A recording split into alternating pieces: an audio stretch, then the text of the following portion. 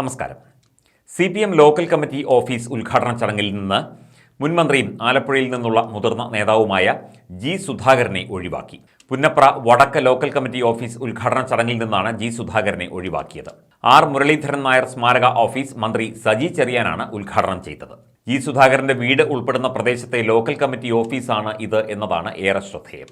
ഉദ്ഘാടന ചടങ്ങിൽ പങ്കെടുത്തുകൊണ്ട് മന്ത്രി സജി ചെറിയാൻ ബിഷപ്പുമാരെ ശക്തമായി വിമർശിച്ചു. BJP വിരുന്നിന് വിളിച്ചപ്പോൾ ചില ബിഷപ്പുമാർക്ക് രോമാഞ്ചമുണ്ടായെന്നും മുന്തിരി വാറ്റിയതും കേക്കും കഴിച്ചപ്പോൾ മണിപ്പൂർ വിഷയം അവർ മറന്നുവെന്നുമാണ് മന്ത്രി സജി ചെറിയാൻ പ്രസംഗത്തിൽ പറഞ്ഞത്.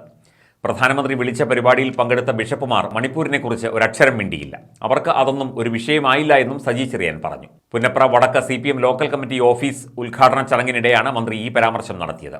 2026 LDF അധികാരത്തിൽ വരും. കോൺഗ്രസ് എവിടെയാണ് ഉള്ളതെന്നും സജി ചെറിയാൻ ചോദിച്ചു. മുഖ്യമന്ത്രിയെ ചിലർ ക്രിമിനൽ എന്ന് വിളിക്കുന്നു. ഒരു മണ്ഡലത്തിൽ നിന്ന് 6 തവണ വിജയിച്ചയാളാണ് മുഖ്യമന്ത്രി. ജനങ്ങൾ ഹൃദയത്തോട് ചേർത്ത് വച്ചതുകൊണ്ടാണ് വൻ ഭൂരിപക്ഷത്തിൽ അദ്ദേഹം വിജയിക്കുന്നത്. അദ്ദേഹത്തെ കള്ളക്കേസിൽ കുടുക്കാനടക്കം ശ്രമം നടക്കുന്നു. പാർലമെന്റ് തെരഞ്ഞെടുപ്പിൽ ഇടതുപക്ഷം വൻ ജയം നേടും. മാധ്യമങ്ങൾ കമ്മ്യൂണിസ്റ്റ് വിരുദ്ധത എല്ലാ തലത്തിലും പ്രാവർത്തികമാക്കുന്നു എന്നും സജി ചെറിയാൻ വിമർശിച്ചു.